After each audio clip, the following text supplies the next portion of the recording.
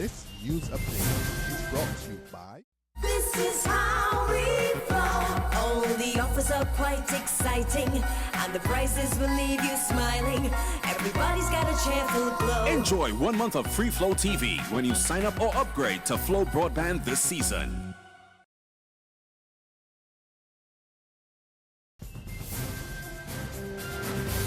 It's Tuesday, December 22nd, 2015, and this is your Barbados Today Morning News Update. I'm Emmanuel Joseph. Thanks for joining us.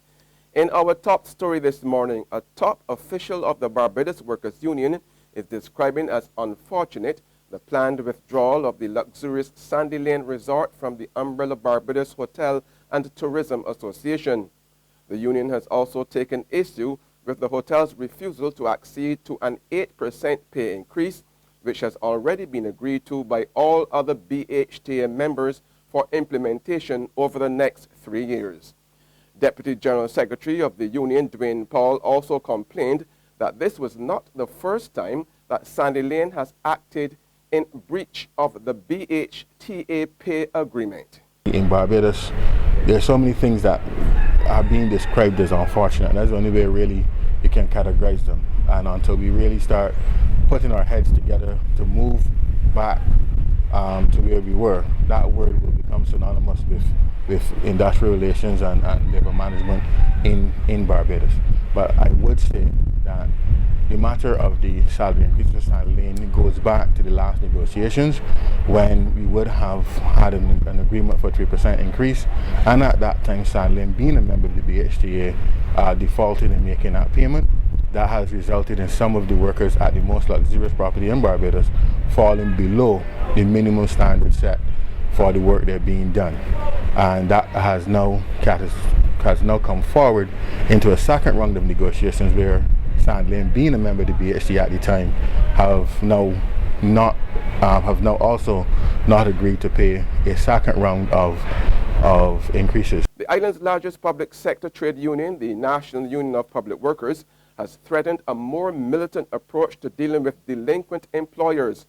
General Secretary Rosalind Smith warned public sector heads yesterday afternoon that the union would no longer tolerate those who dishonor collective bargaining agreements. Smith's threat was issued as a row with the Grantley Adams International Airport, Inc.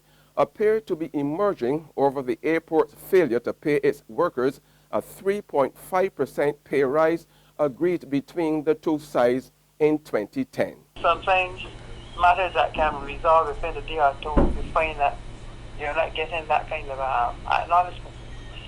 I made a call to the head department regarding the non-payment of a worker for 2 months. I left a message on the phone. Today I have not heard anything from that officer. And I think that when it comes to non-payment workers, I know to me that's at this time in around this Christmas time, that persons have expectations, they have the rents to pay and things like that. And therefore, when you deny the worker the wages, it means that you're putting them, at the mercy of the landlords and things like that. It's not that. The law says you work, you have your money should be paid. Alright? So going forward next year, we're not tolerating all these persons who fail to follow the agreements between the union and government. So I intend to take a hard stand. Minister of Commerce and Small Business Development Donville Ennis has labeled as downright nastiness the practice of illegal dumping. And following the discovery of loads of discarded refuse at Butts St. Thomas last week, he argued that the perpetrators should be made to feel the full weight of the law. Ennis, who is also Minister of Industry and International Business, has also stoutly defended government's recent introduction of the controversial $25 tipping fee, saying people have been dumping illegally for years, tipping fee or no tipping fee. 2 days before the legal suit brought by Christchurch West MP Dr. Maria Agard against the opposition Barbados Labour Party was scheduled to come up for hearing in the High Court, the party's legal counsel said he has not yet read the document served on the two defendants, BLP Chairman Mia Motley and General Secretary Dr. Jerome Walcott. Roger Ford, QC, who is representing the BLP, told Barbados Today yesterday afternoon he had not yet read the documents because they were only recently served on his clients. The hearing comes off tomorrow morning, and Irgard will be asking the court for an undisclosed sum of damages. In sports now, an international cricket writer is suggesting that it may now make more sense for the various Caribbean nations to go it alone instead of persisting with the West Indies team, for which there is little hope of things improving on the present track. Mark Nichols believes that West Indies cricket was at a desperately low ebb. He noted that the Professional Cricket League still has their games spread too thinly, and franchises are a terrible sop, as if a fancy name would change anything. West Indies, having been beaten by an innings and 212 runs in the first test against Australia in Hobart, will play in the second test in Melbourne starting on Christmas bank holiday. There's regional and international news after this short break. Twas days before Christmas, I had so much to do. Shopping, more shopping, and I was feeling blue. There's a mother, father, a wifey, and friend. Lots of things to buy, but there was no money to spend. I found the answer, the BT shopping spree. 15,000 in goodies, free, free, free. It's easy to enter, nothing hard to do. Follow my instructions and a winner can be you. Visit facebook.com/Barbados Today. Do it quickly and fill out your form to enter this spree. Look, I'm shopping at the Costly Less Mega Store. Come down, fill your trolleys with goodies and more. And like me, you too can say, ho, ho, ho. Secure your future, be financially strong. Since 1983, we have been there for you. A smart range of products, great tax benefits. We're the solution to your hopes and your dreams. The Barbados Workers Union, Cooperative Credit Union. The Barbados Workers Union, Cooperative Credit Union. Humble beginnings to smart loans, smart savings. Save smart and borrow smarter, that's the move for me. Stability, prosperity, we're the solution to your hopes and your dreams.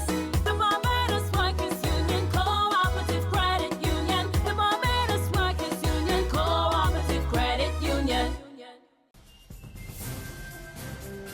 Welcome back with news from the region now. Trinidad and Tobago appears to have its fourth known swine flu death. The Ministry of Health is awaiting the results of an autopsy on the body of a woman to confirm suspicions that she died from the H1N1 virus known as swine flu. The 28-year-old woman was admitted to hospital 2 weeks ago for what was believed to be a pregnant-related pain. In Guyana, the Chief Executive Officer of the country's National Industrial and Commercial Investment Limited, Winston Brastington, is denying any wrongdoing in the operations of the entity, even though forensic audits say otherwise. I'm confident in my integrity. I have operated for 20 years in government. 20 years. We've done a lot of projects.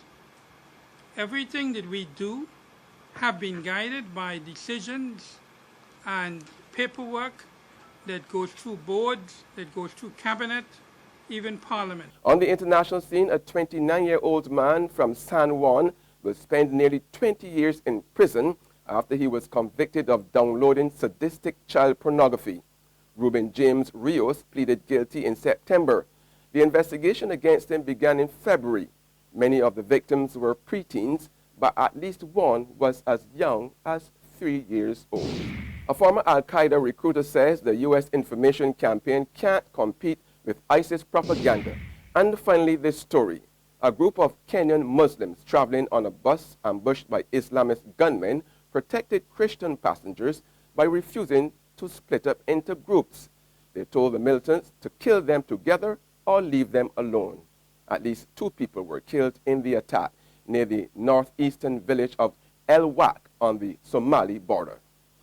And on that note, we end our Barbados Today morning news update. However, you can join us again this afternoon. Until then, remember to log on to www.barbadostoday.bb, subscribe to our e-paper, email updates, or like us on Facebook.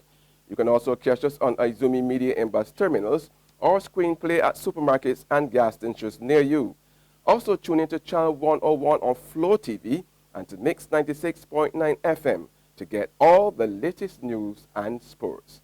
I'm Emmanuel Joseph. Have a fantastic day.